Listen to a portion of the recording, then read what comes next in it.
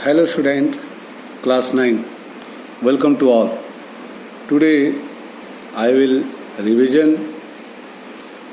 revise you again French Revolution chapter 1 in Hindi. Periodic प्रथम जो 15 जुलाई से प्रारंभ है, इस परीक्षा में इतिहास में चैप्टर 1 से फ्रांसीसी क्रांति से आपको प्रश्न आएंगे। तो महत्वपूर्ण इस पाठ का जो महत्वपूर्ण प्रश्न है, इस पर हम लोग चर्चा करेंगे। फ्रांसीसी क्रांति कब हुई? आप जानते होंगे फ्रांसीसी क्रांति 14 जुलाई 1789 यानी 14 जुलाई 1789 में हुई। क्रांति का तात्पर्य होता है परिवर्तन, उस व्यवस्था में एक होलिस्टिक चेंज आना, परिवर्तन आना, चाहे वो सामाजिक हो, आर्थिक हो, राजनीतिक हो, सांस्कृतिक हो। जिसमें फ्रांस में क्रांति हुई थी, उसमें फ्रांस का सम्राट कौन था? तो उसमें फ्रांस का सम्राट लुई 16वां था। वो किस वंश के थे? वो बुर्बो डायनेस्टी यानी बुर्बो वंश के थे। ये आप अपने मानस पटल पर अंकित करेंगे। उसकी पत्नी का नाम क्या थी और वो किस देश के थे? आप जानते होंगे लुई 16 की पत्नी का नाम मैरी एंटवानेट थी और वो ऑस्ट्रिया की राजकुमारी थी। अब प्रश्न आएगा कि फ्रांसीसी क्रांति के ऐसे भी कारण आ सकते हैं कि फ्रांसीसी क्रांति के मुख्य कारण क्या थे? तो फ्रांसीसी क्रांति के कई मुख्य कारण हैं।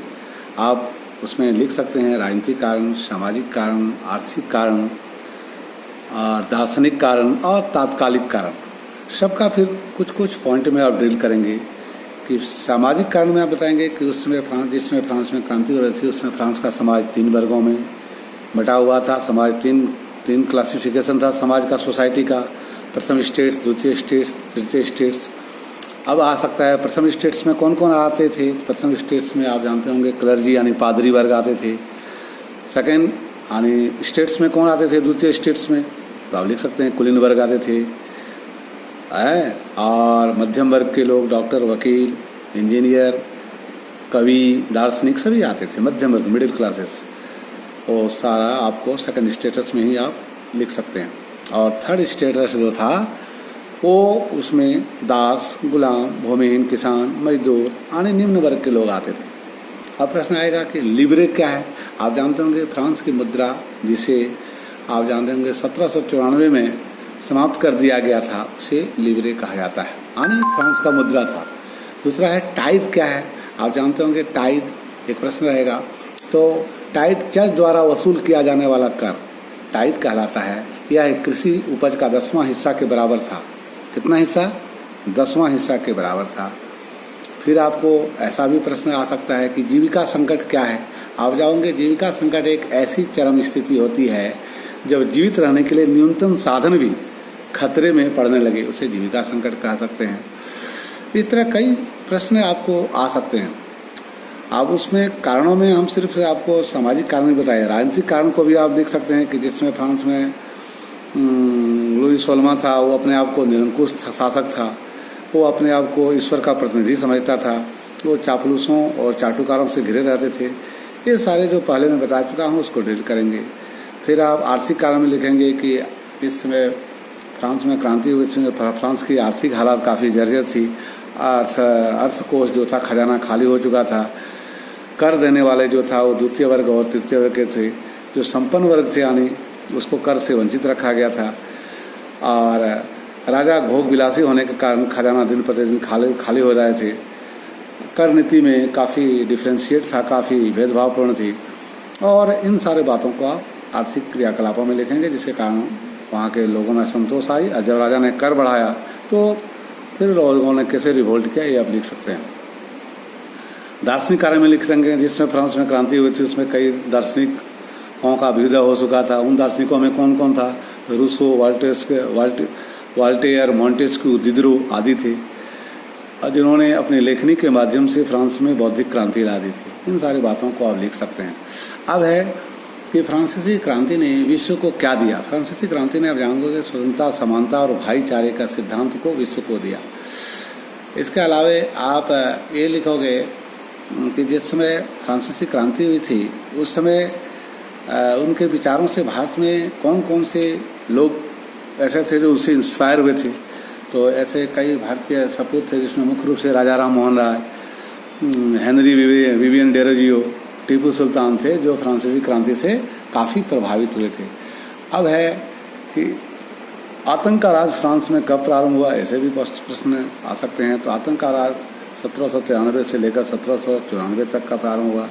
इस काल में जो आतंक का जो काल था, रेन ऑफ टेरर, इस दौरान वहाँ के गणतंत्र के विरोधियों को, जो गणतंत्र के विरोधी थे, उनको ऐसी पॉलिसी अपनाई गई जो उनके खिलाफ, गणतंत्र के खिलाफ आवाज़ उठाने वाले को वहाँ जेल में डाला जाना, उन्हें प्रताड़ित करना और उनको गिलोटिन के द्वारा उनको सजा देना आदि था। तो गिलोटिन क्या है आप जानते हो। गिलोटिन दो यानी मशीनों में लटकाए गए एक आरे होते हैं दो खंभों के बीच, जिसमें अपराधियों को सर धड़ से अलग कर दिया था। इसका आविष्कार डॉक्टर गिलोटिन ने किया था, इसलिए इसका नाम गिलोटिन पड़ा। इस गिलोटिन का डिवाइस का जो उपयोग वहाँ के गणतंत्र के खिलाफ आवाज़ उठाने वाले को लिए आतंक काल में किया गया था। आतंक काल का मुख्य नेता कौन था, तो रॉबस्पियर, आबे, मिराबे आदि आप लिख सकते हो। उसके बाद नेपोलियन बोनापार्ट के बारे में आप जानोगे। नेपोलियन बोनापार्ट फ्रांस के तानाशाही सम्राट के रूप में आप जानोगे, तानाशाही सम्राट था। नेपोलियन का जो अभ्युदय होता है, नेपोलियन फ्रांस का एक महान सेनापति था। आप जानोगे उनके अभ्युदय जो हुआ, अब उनके अभ्युदय ने फ्रांस की व्यवस्था में एक व्यापक परिवर्तन लाया। उसने उसके कालखंड में आप जानोगे 1804 में उसने सारी शक्ति को अपने अधीन करके कार्यपालिका, विधायिका, डायरेक्टरी के बीच जो संघर्ष हुआ उसका फायदा उठाकर नेपोलियन ने अपनी सत्ता हासिल की थी। नेपोलियन सम्राट वहाँ कब बना था, तो नेपोलियन फ्रांस में 1804 में सम्राट बना और अंततः उसने फ्रांस को एक नेपोलियन कोड दिया, दशमलव पद्धति का जन्म दिया। वहाँ मापतोल पद्धति में सुधार हुआ, व्यापारिक गतिविधियाँ काफ़ी बढ़ी। उनके काल में उनका साम्राज्य विस्तार की नीति भी रहा, साम्राज्य काफ़ी विस्तार हुआ था। आप लिख सकते हो नेपोलियन की हार वाटरलू की लड़ाई में हुई थी। वाटरलू की लड़ाई कब हुई थी, तो आप जानते हो कि 1815 में वाटरलू की लड़ाई हुई थी, इसी में नेपोलियन की हार हुई थी। तो प्रश्न जो भी हो, आप इन विभिन्न बातों को लिखने के नोटिंग करेंगे और नोटिंग करने के पश्चात आप लिख सकते हैं। जैसे आप जानोगे कि रूसो के द्वारा, जब रूसो ने एक पुस्तक लिखा था सोशल कॉन्ट्रैक्ट, हिंदी में कहते हैं सामाजिक अनुबंध, जिसमें उनका पुस्तक का नाम है सामाजिक अनुबंध, जिसमें उसने सदियों से आ रही गुलामी के बारे में लिखा था। उसने बताया था कि मनुष्य जन्म स्वतंत्र रूप से होता है, लेकिन परिस्थितियों ने आकर उसे गुलामी की जंजीरों से जकड़ देता है। उसके बाद दूसरे दार्शनिक थे जॉन लॉक, आपने सुना होगा जॉन लॉक, जिसने इस दैवी अधिकार के सिद्धांतों का, डेटी पावर और राजा के दैविक अधिकार सिद्धांतों और निरंकुश शासन का विरोध किया था उसने, जॉन लॉक ने। मॉन्टेस्क्यू का एक महत्वपूर्ण कृति है द स्पिरिट ऑफ लॉ, जिसमें उसने सत्ता की डिसेंट्रलाइजेशन की बात कही गई थी, सत्ता का विकेंद्रीकरण पर फोकस किया था कि सत्ता एक व्यक्ति के हाथों में न होकर अलग अलग विंग में होना चाहिए, अलग अलग आयामों में होना चाहिए। जैसे कार्यपालिका, विधायिका, न्यायपालिका एक व्यक्ति के अधीन था, उसने उसका विरोध किया और सत्ता का विकेंद्रीकरण पर फोकस किया था। ये सारी बातें आप लिख सकते हैं और जानकारी आपको रखना चाहिए। हर छोटे छोटे क्वेश्चन को आप करेंगे, ऑब्जेक्टिव करेंगे तो बड़ा लॉन्ग क्वेश्चन आपको स्वाभाविक हो जाएगा। और इस परिधि के बाद आप मुख्य रूप से डायरेक्टरी के बारे में भी जानिए। डायरेक्टरी क्या था, रॉबस्पियर उनके साथियों के द्वारा आप जानोगे जब एक संविधान बनाया गया, उसमें 5 डायरेक्टरी, एक समिति बनाई गई 5 सदस्यों का, जिसे डायरेक्टरी कहा गया। इस डायरेक्टरी एक काउंसिल के रूप में काम करता था, जिसे 1804 में नेपोलियन ने इस डायरेक्टरी को भंग करके अपने आप को वहाँ सम्राट घोषित किया था। तो एक 5 सदस्यों वाला एक समिति है डायरेक्टरी, जो वहाँ की एग्जीक्यूटिव और कार्यपालिका का कार्य देखती थी और उस व्यवस्था में संचालन करने के लिए एक व्यवस्था बनाई गई थी। प्रश्न उठता है कि फ्रांस में जो थर्ड स्टेटस था उनका व्याख्या करिए। तो थर्ड स्टेटस में कौन कौन आते थे, तो आप लिख सकते हैं मजदूर, किसान, भूमिहीन, गुलाम सारे, उन्हें कोई विशेषाधिकार प्राप्त नहीं था। हैं, ये तीसरा वर्ग हमेशा ऊपर के वर्गों को सेवा करते ही उसका जीवन बीत रहा था। इसलिए ये वर्ग जो थे अपनी सामाजिक दृष्टि से काफ़ी वंचित थे और आर्थिक दृष्टि से भी लोग काफ़ी वंचित थे।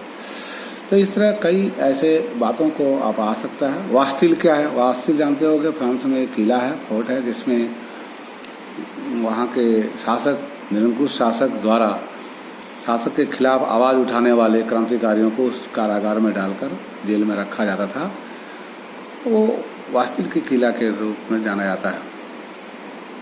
तो मुख्य रूप से इन तमाम बातों को आप रिवीजन करेंगे, क्योंकि चैप्टर जो 1 है फ्रांसीसी क्रांति, ये चैप्टर आपको पीरियोडिक फर्स्ट में जो 15 तारीख से होने वाले हैं, ये आने वाले हैं।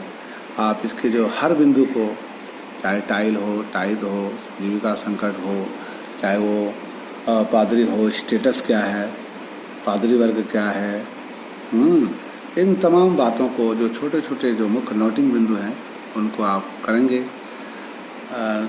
साथ ही साथ नेशनल असेंबली का गठन क्या हुआ, इसका उद्देश्य क्या था। तो 1791 में वहाँ नेशनल असेंबली का गठन हुआ था और उसका उद्देश्य यही था कि सम्राट के अधिकारों को सीमित करना, सत्ता की विकेंद्रीकरण पर फोकस करना। इन तमाम बातों को आप नोटिंग करेंगे और बार बार उसका रिवीजन करेंगे। जितना आप एनसीईआरटी बुक पढ़ोगे उससे लाभप्रद होगा और हर लाइन बाय लाइन पढ़ना चाहिए, ताकि आपको कहीं से भी प्रश्न आए तो उसका आप समुचित उत्तर आप दे सकते हैं। और घर में आप अध्ययन करिए, कहीं भी प्रॉब्लम हो, कोई भी प्रॉब्लम आए तो आप उसमें मुख्य रूप से हमसे बात कर सकते हैं। तो इस पाठ में अभी आपको जो मैं दोहराया उस बात को आप दोहराएंगे, उसको आप रिवीजन करेंगे और रिवीजन करने के पश्चात आप आसानी से अपने उत्तर को आप लिख पाएंगे। घर में रहें, स्वस्थ रहें, पाठ को रिवीजन करें, कहीं प्रॉब्लम है तो मुझसे कंसल्ट करें। आज के लिए इतना ही, धन्यवाद। SST lesson by Shivnath Jha.